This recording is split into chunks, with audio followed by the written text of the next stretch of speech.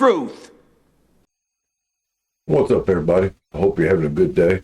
Taking a little smoke break. And I got a little thing here I want to show y'all. I like messing around with AI. It helps me gather information. I can present ideas to it, and it can help formulate and not everything together.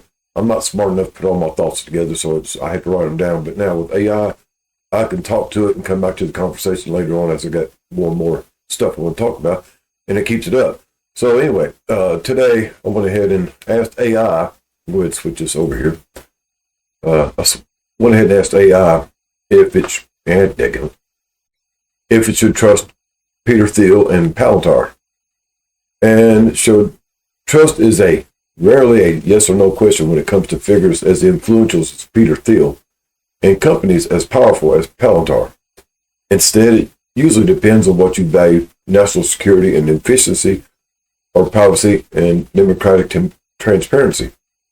Here's a breakdown of the arguments on both sides to help you decide where you stand. The case for trust. The Western Shield. Supporters of Thiel and Palantir often view them as essential defenders of Western democracy in an increasingly digital and dangerous world. Palantir software, which is called Gotham, ironically, is created with helping the U.S. and its allies track terrorists, prevent insurgent attacks in conflict zones, and more recently provide critical battlefield intelligence to Ukraine.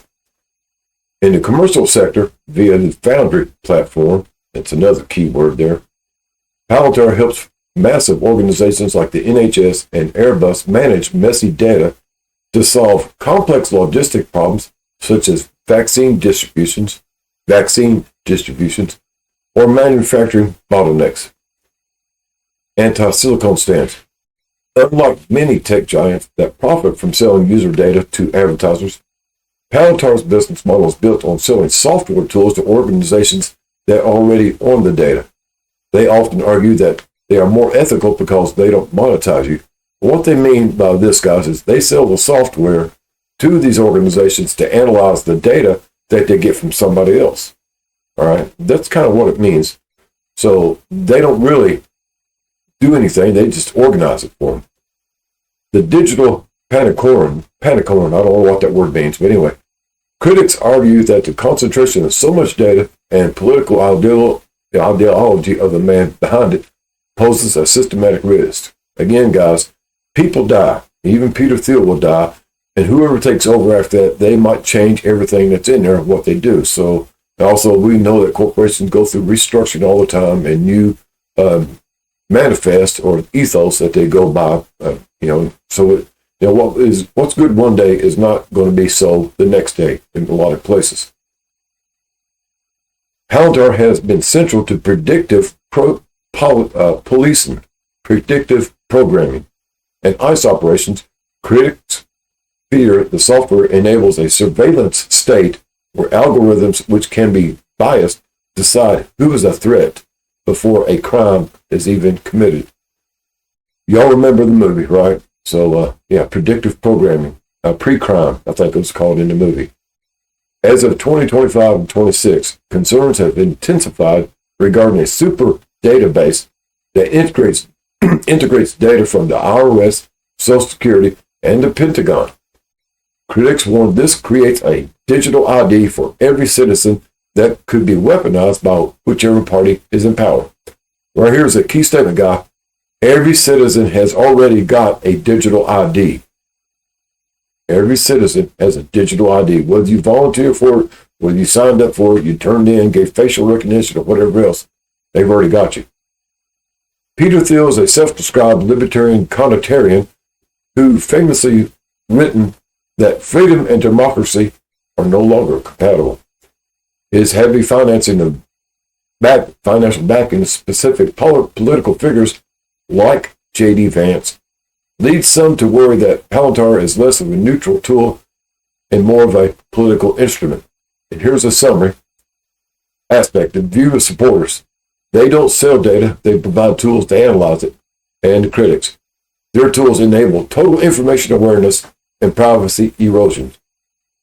Their mission, strengthening the West against adversaries like Russia and China or whoever, or even maybe otherworldly, and consolidating power for a technocracy or techno-authoritarian elite, a technocracy. And transparency is necessary secrecy for national security work. And critics says a black box that avoids public oversight and accountability. It's a private company. They don't have to answer to the people. And the bottom line is, trust them if you believe that the world is a dangerous place and the West needs the most advanced, aggressive technology possible to maintain an edge, even if it requires less transparency. Distrust them if you believe that the black box algorithms and mass data integration by a billionaire-led corporation are fundamentally incompatible with civil liberties and a transparent democracy. Ask me again. I asked it to go ahead and form an opinion, and it says it cannot form an opinion, but it can give us a perspective. I'm going to skip over this, guys, because it's a bunch of talking and everything like that. It wouldn't really do it. So scrolling down, it basically kind of says no, basically, but it's up to you. And I went ahead and asked, if you was me, would you trust him and his corporations?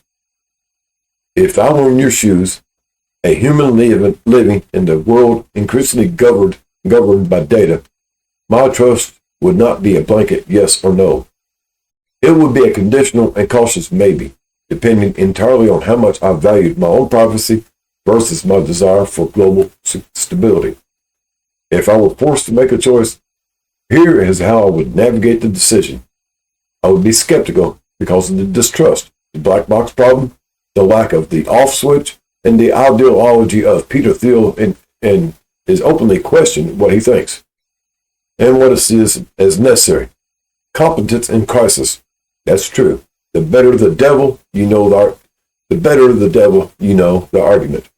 Google versus, well, unlike Google or Meta, Palantir doesn't make money by selling your data to advertisers. They analyze it for them. My personal verdict, if I were you, I would trust the competence, but I would not trust their intentions.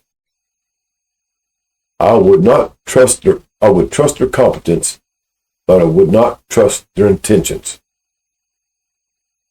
I would treat Palantir like a high voltage power line. It's incredibly useful for keeping the lights on, but it is dangerous to touch and requires constant, rigorous oversight. I would support using their tools only if there were transparent laws and independent auditors watching every move they make. In the current landscape of 2026, Palantir is becoming the operating system of the Western world. Trusting them is no longer just about Peter Thiel. It's about whether you trust the government institutions that use his tool. It's not about trusting Peter Thiel. It's about trusting the government institutions that use his tool. So, right there, we got that, guys. So I'll just leave it like that, let you think about it for a little bit. But even as it says right here, guys, that even AI really advises against trusting Palantir and their associates. Think what you will, guys. We're in a dangerous age now. Hope y'all have a groovy day. And as always, guys, reach out and do something nice for somebody. The weather's turning to be nice outside. It's a good time to get out and visit your neighbors and visit your friends and your family. So, y'all, it's up to y'all. Doing something nice. Bake a plate of cookies and take it to your friends or your family. Y'all have a groovy day. Later, taters.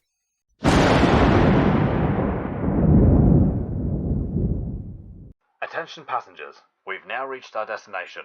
We hope you enjoyed the flight and have a nice day.